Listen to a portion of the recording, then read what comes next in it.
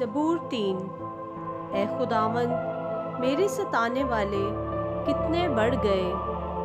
वो जो मेरे खिलाफ उठते हैं बहुत हैं। बहुत से मेरी जान के बारे में कहते हैं कि खुदा की तरफ से उसकी कुमक ना होगी।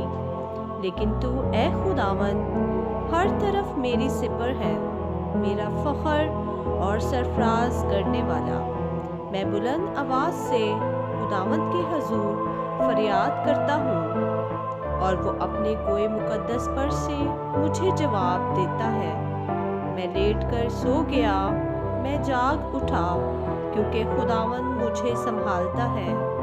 मैं उन 10,000 आदमियों में से नहीं डरने का जो गिरदा गिर्द मेरे खिलाफ सफ़े बसता है। उठ ए खुदावंद, ए मेरे खुदा, मुझे बचा ले, क्योंकि तूने मेरे सब दुश्मनों को जबड़े पर मारा है। तूने शरीरों के दांत तोड़ डाले हैं। निजात खुदावंद की तरफ से है। तेरे लोगों पर तेरी बरकत हो।